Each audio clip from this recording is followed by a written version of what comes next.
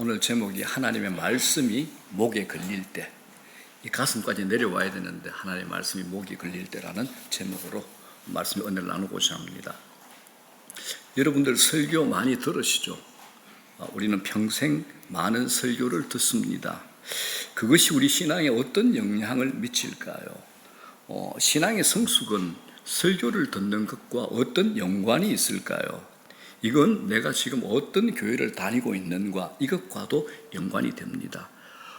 강단에서 흘러나오는 설교는 그 예배당에 앉아 설교를 듣는 사람들의 신앙을 어떤 방식으로든 만들어가기 때문입니다. 좋은 신학과 참된 경건의 뿌리 내린 설교는 건강하고 성숙한 신앙을 만들어줍니다. 하지만 나쁜 신학과 거짓 경건에 기반한 설교는 기형적이고 나쁜 신앙을 만들어낼 겁니다. 물론 좋은 강단 아래에 있다는 것이 자동적으로 좋은 신앙을 보장해 주지만은 않습니다. 자, 여러분, 목사에게 직분이 가장 중요한 직무가 무엇이겠습니까? 설교를 잘하는 것이 절대적으로 제일 중요할 겁니다. 그래서 목사들 세계에서 내려오는 얘기가 있습니다. 목사 성질이 더러워도 안 쫓겨난다. 그런데 설교 못하면 무조건 쫓겨난다. 이게 이제 목사 세계에서 내려오는 얘기입니다. 성질이 더럽던 미안합니다. 경상도 말로 미안합니다. 지랄 같다 그러더라도 설교만 잘하면 된다. 이제 이런 얘기들이 어느 시대까지 좀 내려왔습니다. 그 정도였습니다. 자, 그렇다면 여러분들, 성도 여러분들의 중요한 책무는 뭘까요? 설교를 분별하고 잘 듣는 겁니다. 여러분들의 책무가 됩니다. 자, 그러면 오늘 이 시간 먼저 설교가 무엇이며 왜 그리고 그렇게 중요한가 하는 문제를 잠깐 짚고 넘어가고자 합니다. 우리가 믿는 하나님은 말씀하시는 하나님이시죠. 이건 중요한 명제가 됩니다. 하나님은 말씀으로 당신을 우리에게 계시하시고 그리고 알리십니다. 또 우리는 하나님의 계신 이 성경으로 말미암아 하나님을 알아가게 됩니다. 그래서 성경은 절대적으로 중요합니다. 성경이 완성된 후에 하나님은 목사와 교사라는 말씀의 직분자들을 교회 안에 세워서 말씀으로 교회를 섬기게 하심으로 교회가 하나님의 말씀을 벗어날 수 없도록 보호하고 인도하여 주시고 계시는 겁니다. 자, 그럼 여기서 질문 하나 드릴게요. 설교가 하나님의 말씀입니까? 여러분의 생각은 어떻습니까? 설교가 하나님의 말씀입니까? 19세기 미국의 최고의 설교자 필립스 브룩스가 이런 말을 했습니다. 설교란 진리가 인격을 통하여 부어지는 것이라 이렇게 얘기를 했습니다. 이 말에는 설교의 두 가지 요소가 함축되어 있습니다. 사진 안 찍으셔도 됩니다. 이거 저희들 카톡방에 다 올려드리겠습니다. PPT 올라간 거 다 올려드릴게요. 자, 이 말에는 설교의 두 요소가 함축되어 있습니다. 설교는 진리인 하나님의 말씀을 전달하는 것, 동시에 사람의 인격을 통해서 사람들에게 전달되는 인격적 커뮤니케이션이라는 겁니다. 그렇기 때문에 설교가 한 경건한 인격을 통해서 전해지는 하나님의 말씀이라는 점은 분명합니다. 자, 설교의 목적은 뭘까요? 그러면 설교의 목적은 하나님의 자신과 그 영광을 이 말씀으로 드러내는 겁니다. 설교는 여러분 도덕적 교훈을 주기 위해서 존재하지는 않습니다. 설교는 하나님의 위대하심을 선포하며 그 영광을 드러내고 극대화하는 겁니다. 설교자인 나의 목표는 사람의 영혼 속에, 여러분의 영혼 속에 하나님의 주권, 하나님의 영광이 보존되도록 도와주는 겁니다. 그렇기 때문에 모든 설교의 핵심은 언제나 그리스도 십자가 복음이어야 됩니다. 모든 설교의 핵심 내용은 언제나 그리스도 십자가라야 됩니다. 이 복음의 진리가 하나님의 영광을 가장 놀랍게 드러내기 때문입니다. 이때 설교는 하나님의 의로우심을 드러내면서 내 안에 있는 인간의 교만을 다 부셔버려야 됩니다. 하나님의 의는 어떤 것입니까? 의는 하나님 자신의 영광을 높이시는 하나님의 열심입니다. 그 대신에 인간의 교만이 뭡니까? 자신의 영광을 드러내려는 변치 않는 인간의 열심을 인간의 교만이라 하죠. 이 두 가지를 바르게 다룰 수 있는 유일한 길은 그리스도의 십자가 복음을 승부하는 겁니다. 그리스도의 십자가 복음입니다. 십자가 복음 안에서 나는 죽고 누가 사시죠? 그리스도 예수가 사시는 겁니다. 자, 정리하면 설교도 하나님의 말씀이다라고 할 수 있습니다. 그런데 설교가 오류가 없는 무어하거나 경배의 대상인 하나님 말씀과는 구별이 됩니다. 그래서 설교는 여러분 분별이 필요합니다. 여러분 혹시 이만희 씨가 얘기하는 설교를 설교라고 들으시겠습니까? 그죠? 뭐 이단들이 얘기하는 그런 설교를 들으시겠습니까? 하나님 말씀이라고 성경을 가지고 얘기한다고 다 하나님 말씀으로 받아들이겠습니까? 그렇지 않잖아요. 설교는 반드시 분별을 필요로 하는데 이건 사도행전의 베레아 사람들이 잘 보여준 겁니다. 자, 사도행전 17장 11절입니다. 베레아에 있는 사람들은 데살로니가에 있는 사람들보다 더 너그러워서 간절한 마음으로 말씀을 받고 이것이 그러한가 하여 날마다 성경을 상고함으로. 그러죠. 간절한 마음으로 말씀을 받습니다. 그런데 이것이 끝이 아니죠. 이것이 그런가 하여 날마다 다시 성경으로 그것을 확인하고 분간하는 거죠. 이게 분별력입니다. 신자가 설교를 듣는 기술은요, 내 영혼이 죽고 사는 것, 건강과 성장이 달려 있다고 해도 지나치지 않는 겁니다. 주님께서 하신 말씀이 있습니다. 하나님의 말씀을 듣는 태도가 그 사람의 정체성을 드러낸다라고 말씀하셨습니다. 여러분들이 하나님의 말씀을 듣는 태도가 여러분의 정체성을 그대로 드러낸다는 겁니다. 자, 요한복음 8장에 예수님께서 친히 하신 말씀입니다. 43절, 47절. 어찌하여 내 말을 깨닫지 못하느냐? 이는 내 말을 들을 줄 알지 못함이로다. 하나님께 속한 자는 하나님의 말씀을 듣나니 너희가 듣지 아니함은 하나님께 속하지 아니하였음이로다. 자, 47절 다 같이 시작.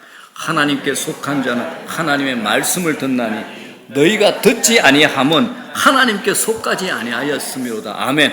아멘. 무서운 말씀이 아닐 수 없습니다.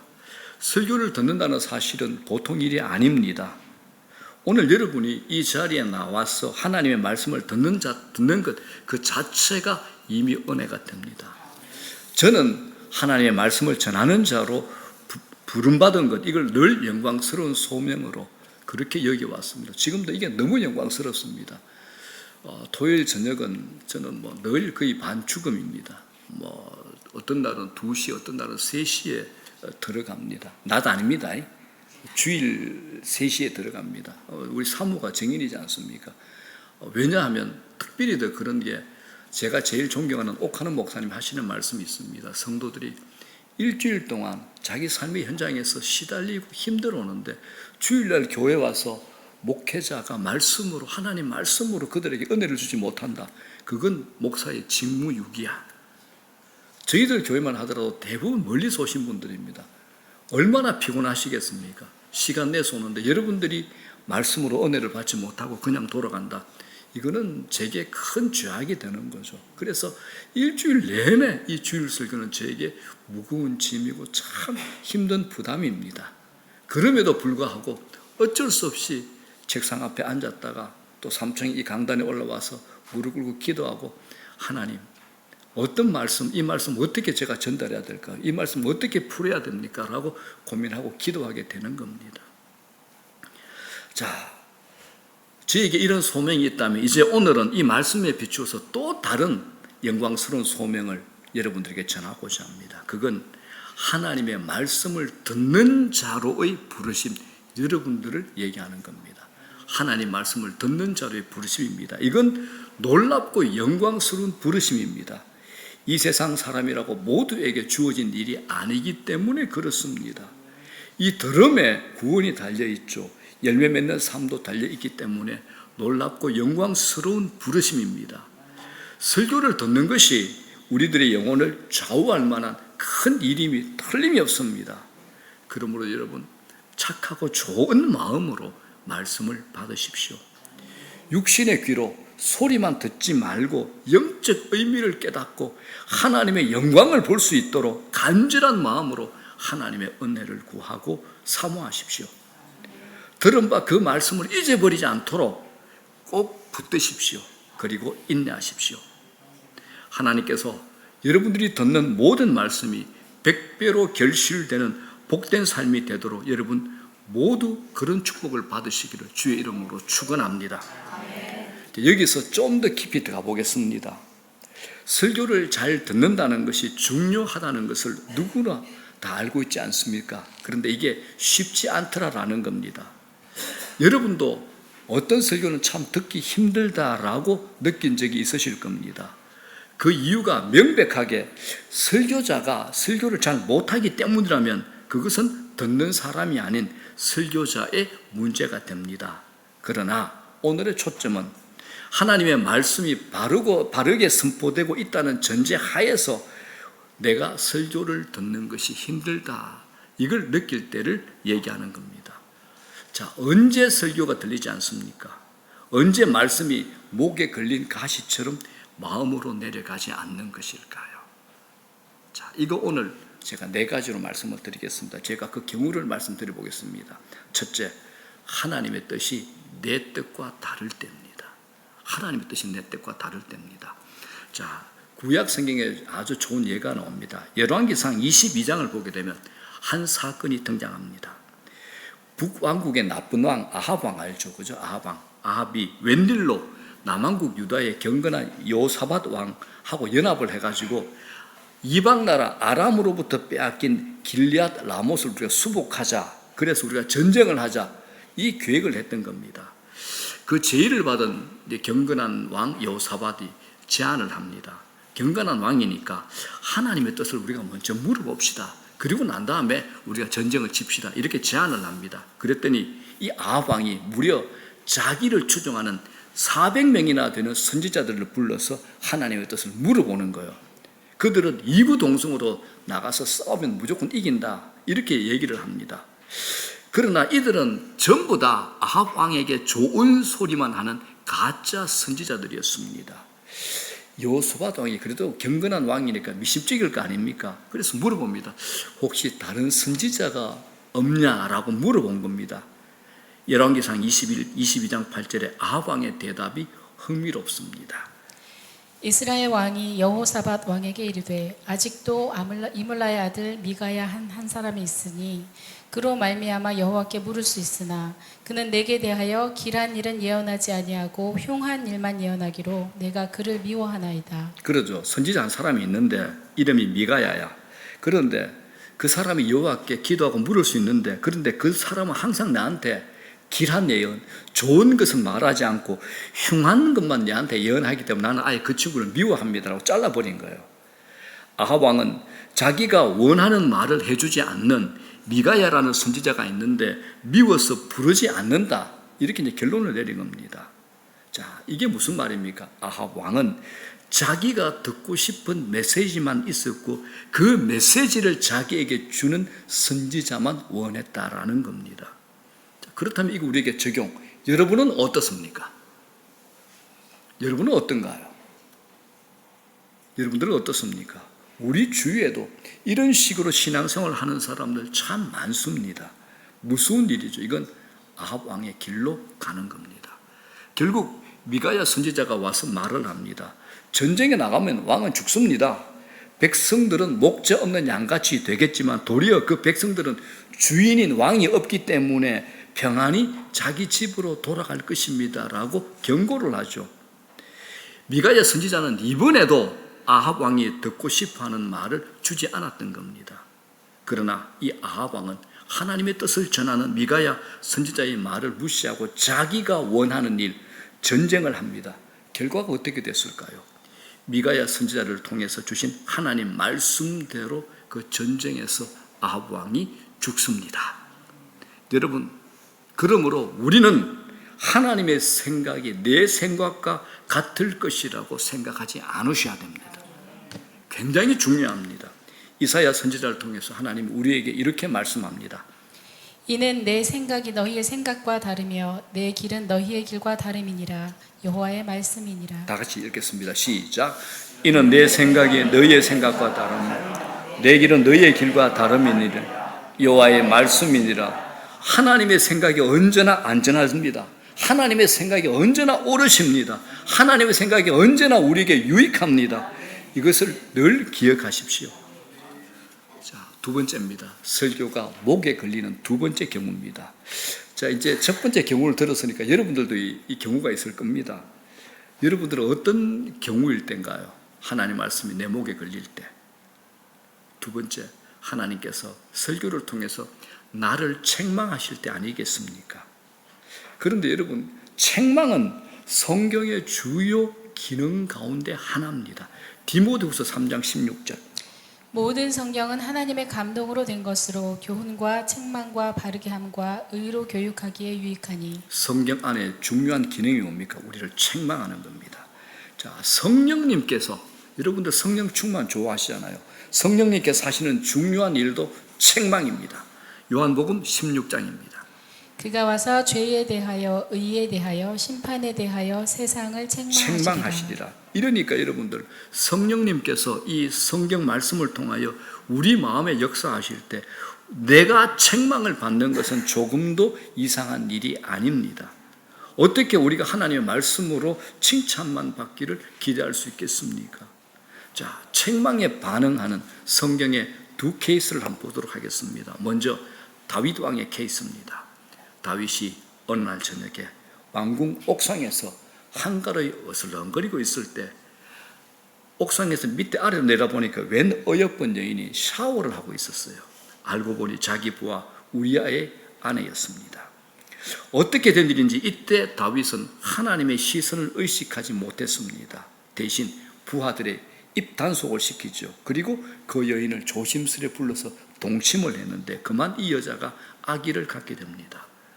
그 사실을 다윗 왕이 덮기 위해서 여러 방법을 써보지만 되지 않았습니다. 결국 어떻게 합니까? 자기 부하, 자기가 가늠한 그 여자의 남편, 자기 부하 우리아를 전쟁의 최전방으로 보내어서 죽게 만듭니다. 그리고 1년이 지나죠. 다윗이 그 여인을 통해서 아들을 갖게 됐습니다. 다윗이 불편한 마음이 있었겠지만 시간이 흐르면서 불편한 마음도 조금씩 무뎌져 간 겁니다. 이때 하나님은 우리의 죄악을 다 기억하고 있죠. 다 보고 있습니다. 하나님은 그런 다윗에게 나단 선지자를 보내서 그의 죄를 면전에서 책망을 하십니다. 그러한데 어찌하여 네가 여호와의 말씀을 업신여기고 나 보기에 악을 행하였느냐? 네가 칼로 햇사람 우리아를 치되 암몬 자손의 칼로 죽이고 그의 아내를 빼앗아 네 아내로 삼았도다. 자, 이때 다윗은 나단 선지자 죽여버려도 돼요. 왕인데 왕이 이때 아무 여자나 자기 거 만든다고 문제가 되겠습니까? 이때 다윗이 어떻게 반응했을까요? 사무엘라 12장 13절에 이렇게 합니다. 시작. 내가 여호와 앞에 죄를 범하였노라. 다윗이 이렇게 반응합니다. 회개하죠. 이 회개의 내용이 시편 51편에 자세하게 그대로 기록되어 있습니다. 자, 이와는 정반대의 경우도 있습니다. 부정적인 경우도 있습니다. 역대하 24장 유다왕 요아스의 이야기입니다. 유대의 왕 중에 유일한 여자 왕이 있죠. 아달랴. 이 여자가 반역을 일으켰을 때 한 살이던 요아스가 이모 부이자 대제사장인 여호야다에게 구출되어 성전 안에서 6년간 아주 경건하게 양육을 받습니다. 7살이 되던 때에 대제사장 여호야다가 반정을 성공을 하죠. 그리고 이 요아스를 왕위에 올리게 됩니다. 이 요아스 왕이 대제사장 여호야다가 살아있는 동안은 선정을 베풀고 성전도 깨끗하게 정화시키고 나라의 영적 회복에 온 힘을 쏟습니다. 그런데 이 대제사장 이모부 대제사장 여호야다가 죽자 백성들과 신하들의 소리를 듣고 우상 숭배의 죄를 범하기 시작을 합니다. 이때 여호야다 제사장의 아들 스가랴가 성령의 감동을 받아서 백성과 왕의 죄를 책망을 합니다. 그랬더니 백성들이 여호와 왕의 명령을 받아서 성전뜰 안에서 제사장 스가랴를 돌로 쳐 죽여버립니다. 하나님의 말씀으로 자기를 책망하는 자를 죽이는 것이 요아스 왕이 취한 가장 쉬운 선택이었던 겁니다. 여러분, 이건 남 얘기가 아니죠. 얼마든지 우리 삶에서 설교 들을 때 일어날 수 있는 일입니다. 어떤 분들은 설교 들으면서 항상 이 설교는 저 집사가 드려야 되는데, 이 설교는 오늘 내 남편이 와서 꼭 들어야 되는데, 이 설교는 내한테 늘 바가지 끌려 우리 옆편 내가 와서 들어야 되는데, 늘 이런 분들 있죠, 그죠? 이거 우리 아닙니까, 여러분? 우리. 자, 여러분은 하나님 말씀 설교로 책망을 받을 때 어떤 선택을 하시겠습니까? 다윗입니까? 요아스입니까? 둘 중에 하나 선택하셔야 되는 겁니다. 세 번째, 설교가 내 목에 걸리는 경우 설교의 주제가 내 관심사가 아닐 때입니다. 설교의 주제가 내 관심사가 아닐 때는 집중력이 떨어지죠. 졸리게 됩니다. 놀라지 마십시오. 우리 주님께서, 예수님께서 설교하실 때도 이런 일이 있었습니다. 요한복음 6장을 보게 되면 예수님께서 오병이어 떡 5개와 물고기 2마리로 약 남자 여자 어린아이 합쳐가지고 2만 명 가까이 배불리 먹이신 표적이 기록되어 있습니다. 이 엄청난 기적을 체험한 사람들은 예수님을 자기들의 왕으로 삼으려고 하지만 주님은 그들을 피하여 갈릴리 바다 건너편으로 넘어갑니다. 이튿날 아침에 주님이 자기들 중에 계시지 않는 것을 알게 된 백성들이 갈릴리 바다 건너로 또 예수님을 찾아옵니다. 이때 이제 예수님의 긴 설교가 시작이 됩니다. 그 설교 내용이 뭐냐? 구약시대 너희들, 우리 선조들이, 우리 조상들이 광야에서 먹었던 그 만나는 예수님 나를 가리키는 예표였다. 그리고 예수님 자신이 나는 생명의 떡이다라고 설교를 했던 겁니다. 예수님은 단지 너희들에게 먹을 떡을 주는 그런 분이 아니라 먹고 영생할 수 있는 떡 자체라 이렇게 설교를 했던 거죠. 사람들은 그런데 예수님의 이 탁월한 설교에 은혜를 받았을까요? 받지 못했을까요? 어땠을 것 같습니까? 은혜를 받았을까요? 받지 못했을까요?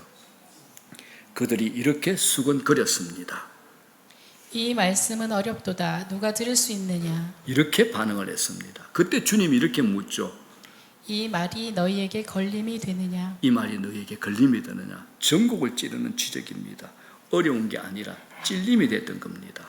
그들의 관심사는 처음부터 끝까지 먹고 배부른 떡이었지 영생도 주님도 아니었습니다. 주님은 이미 그것을 간파하시고 요한복음 6장 16절에 이렇게 지적을 하십니다. 너희가 나를 찾는 것은 표적을 본 까닭이 아니요 떡을 먹고 배부른 까닭이로다. 결국 백성들은 다 떠나갔습니다. 다시는 주님을 따르지 않았던 거죠. 여러분, 설교는 이 세상에서 잘 먹고 잘 사는 것에 대한 말씀이 아닙니다. 중요한 핵심 주제가, 설교의 중요한 핵심 주제가 거듭남입니다. 거듭남. 거듭나야 영적인 일에 관심을 가지고 영원한 소망을 가지게 됩니다. 거듭날 때 근본적인 관심사의 변화가 일어나게 되는 겁니다. 그래서 성경이 읽혀지는 것도 거듭나야 성경이 읽혀지고 성경이 흥미롭게 되고 설교를 들으면서도 은혜를 경험하게 되더라는 겁니다. 네 번째입니다. 언제 설교가 들리지 않는가? 마지막으로 다루려고 하는 경우가 오늘 우리가 함께 읽은 본문입니다. 설교가 짐으로 여겨지는 경우입니다. 설교가 무거운 짐이죠. 자, 하나님께서 예레미야 선지자에게 말씀하십니다. 이 백성이나 선지자나 제사장이 네게 물어 이르기를 여호와의 엄중한 말씀이 무엇인가 묻거든 너는 그들에게 대답하기를 엄중한 말씀이 무엇이냐 묻느냐 여호와의 말씀에 내가 너희를 버리리라 하셨고. 아멘. 자, 뉘앙스가 어렵습니다. 제가 이걸 쉽게 풀이를 해볼게요. 지금 하나님의 말씀의 칼끝이 하나님의 말씀을 은혜로 여기지 아니하고 교훈으로 여기지 아니하고 짐으로 여기는 모든 백성과 선지자와 제사장들을 향하고 있습니다. 오늘 본문에서 계속 반복되는 엄중한 말씀이라는 말씀은 이 뜻은 짐스러운 말씀이라는 의미가 됩니다. 당시 백성들은 예레미야 선지자를 통하여 주시는 하나님의 말씀을 그렇게 짐으로 여겼습니다. 그들이 선지자에게 묻는 거죠. 하나님으로부터 받은 짐스러운 말씀을 받은 게 있냐라고 물었고 하나님은 그들에게 이렇게 대답합니다. 도리어 너희가 내 짐이다 라고 그렇게 대답하라는 겁니다. 하나님의 말씀을 짐으로 여기는 자들을 하나님은 그 사람들을 당신의 짐으로 여기시겠다는 겁니다. 하나님의 말씀을 짐으로 여기는 그들을 잊어버리시며 버리셔서 영원한 수치를 당하게 하시겠다는 하나님의 경고입니다. 이게 오늘 본문의 요지입니다. 여기서 우리가 하나님의 말씀을 잘 듣는 원리를 생각할 수 있습니다. 왜 사람들은 하나님의 말씀을 짐스럽다고 느꼈고 느끼게 됩니까? 이건 우리에게 생소한 경험이 아닐 겁니다. 우리도 여러분 이들처럼 하나님의 말씀을 짐스럽다고 느낀 적이 있지 않습니까? 구체적으로 제가 예를 들어볼까요? 교회에서 헌금 얘기할 때, 11조 얘기할 때 짐스럽다고 느낀 적이 없으십니까? 어려운 순종을 요구할 때 짐스럽다고 느끼지 않으셨습니까? 그런데 여러분들, 이거 반드시 기억하셔야 됩니다. 하나님 말씀은 언제나 우리에게 부담을 준다는 겁니다. 거룩하고 경건한 하나님의 말씀이 부담이 되는 것이 정상입니다. 그런데 여기서 한 걸음 더 나가봅시다. 우리가 느끼는 이 부담의 정체를 알 수 있다면 하나님 말씀이 짐이 되지는 않을 겁니다. 부담의 정체. 그 부담의 정체가 뭐냐? 하나님을 향한 우리의 사랑의 결핍입니다. 사랑하면 가볍습니다. 사랑하면 쉽습니다. 사랑하면 어렵지 않은 겁니다. 사랑이 커질수록 의무감이나 부담감의 느낌은 확 줄어듭니다. 만약 내가 하나님을 도와드리고 살펴드려야 할 분으로 이해한다면 우리는 하나님의 이 말씀을 짐으로 느끼게 될 겁니다. 이건 굉장히 잘못된 지식이 오해입니다. 그래서 하나님 말씀을 오해 없이 들을 수 있는 열쇠가 있습니다. 하나님의 선하심을 맛보아 하는 겁니다. 여러분에게 제가 묻고 싶습니다. 여러분들은 하나님의 선하심을 경험하셨습니까? 맛보셨습니까? 아셨습니까? 아무리 많은 신학적 지식이 있다 할지라도 하나님의 선하심을 맛보아 알고 인격적으로 하나님을 만나지 못했다면 그는 하나님의 말씀을 짐으로 여기는 수준에서 벗어나지 못할 겁니다. 하나님의 선하심을 맛보아 알고 하나님을 인격적으로 아는 사람은 하나님의 말씀을 제대로 들을 기본적인 준비를 갖춘 사람입니다. 하나님께서 내게 무슨 말씀을 주시든지 우리는 하나님의 선하심을 그 전제로 그 말씀을 받으셔야 됩니다. 11조나 헌금이나 어떤 부담스러운 말씀이라고 할지라도 그 모든 것을 하나님의 선하심이라는 전제하에서 들으셔야 되는 겁니다. 심지어 책망도 내게 회개의 은혜를 주시기를 기뻐하시는 하나님의 사랑으로 받아들이게 되는 겁니다. 이렇게 들어야 하나님의 설교가 하나님의 말씀으로 들리게 됩니다. 여러분, 하나님의 선하심을 맛보아 아는 것, 이게 설교 듣기의 열쇠입니다. 지금 여러분은 그렇게 하고 계십니까? 자, 이제 말씀 정리합니다. 이제 설교 듣기와 관련해서 우리가 빠져들 수 있는 이 함정을 피할 수 있는 실제적인 권면을 짧게 제가 말씀을 드리겠습니다. 첫 번째입니다. 하나님의 말씀을 피하지 마십시오. 피하지 마십시오. 구약의 아합 왕이 미가야 선지자를 피한 것은 아합 인생의 결정적인 잘못이었죠. 그것 때문에 어떤 일을 당합니까? 죽음을 맞지 않습니까? 결국 죽음입니다. 하나님 말씀이 내한테 걸린다고 해서 그 말씀을 피하지 마십시오. 두 번째입니다. 하나님 말씀이 있는 자리를 떠나지 마십시오. 계속해서 하나님 말씀 아래에 머무십시오. 오병이어로 배부름을 경험한 사람들이 말씀이 걸리자 말씀이 어렵다 하고 하면서 떠난 것처럼 그렇게 행하는 것은 자신의 영혼에 심각한 해악을 끼치는 일입니다. 하나님의 말씀이 있는 그곳에 일평생 그 자리를 고수하십시오. 세 번째, 말씀을 평가하는 자리에는 서지 마십시오. 말씀이 나쁘다, 말씀이 좋다, 이 평가를 모두 포함하여 드리는 권면입니다. 자, 예를 들어 볼게요. 바벨론 포로로 잡혀온 유대인들이 에스겔 선지자를 가리켜 이렇게 얘기합니다. 뭐라 그럽니까? 고운 음성으로 사랑의 노래를 하며 음악을 잘하는 자, 이렇게 평가를 합니다. 에스겔의 말씀이 좋다는 판단이죠. 누가 이런 칭송을 싫어하겠습니까? 그런데 문제는 그런 판단을 하는 그런 사람들조차도 뭐라 그럽니까? 그 말을 듣고 행하지 않았다라고 성경은 정면합니다. 네 번째입니다. 평가하지 마시고 여러분들 분별을 하셔야 됩니다. 분별하십시오. 평가와 판단은 우리 몫이 아닙니다.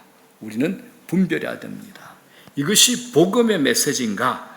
성경이 일관되게 말씀하시고 있는 원리를 따르는 메시지인가? 설교 들을 때 부지런히 살피고 분별하셔야 됩니다. 마지막입니다. 하나님의 말씀을 거스르지 마십시오. 신자에게 있어서 말씀을 거스른다는 것은 상상조차 할 수 없는 일이 됩니다. 바울이 로마서 16장 마지막에 경고를 합니다. 너희들은 그런 자들이 있는지 살피고 그들에게서 떠나라라고 바울이 권면을 합니다. 말씀을 거스른 자 있으면 그 곁을 떠나라라고 하는 겁니다. 오늘 말씀을 들으시면서 성령님께서 여러분 자신에 대해서 말씀하시는 것이 있다면 회개하시기 바랍니다. 우리 모두 회개합시다. 회개는 우리 영혼을 회복시키는 최고의 치료약입니다. 하나님은 우리의 회개를 기쁘게 여기시는 아버지이십니다. 오늘 본문에 쓰는 마지막 권면입니다. 하나님의 말씀을 짐으로 여기지 마십시오. 우리가 하나님의 말씀을 짐으로 여기지 않으려면 무엇이 필요합니까? 하나님의 선하심을 알게 해달라고, 하나님의 선하심을 맛보아 경험하게 해달라고, 그 선하심을 맛보아 알게 해달라고 하나님께 은혜를 구하셔야 됩니다. 이 기도 꼭 하셔야 됩니다. 이것 없이는 답이 없습니다. 하나님께서 우리 가운데 한 사람도 예외 없이 하나님의 선하심을 맛보아 알게 하시는 복된 은혜를 주시기를, 압도적인 은혜를 주시기를 주의 이름으로 구합니다. 그리고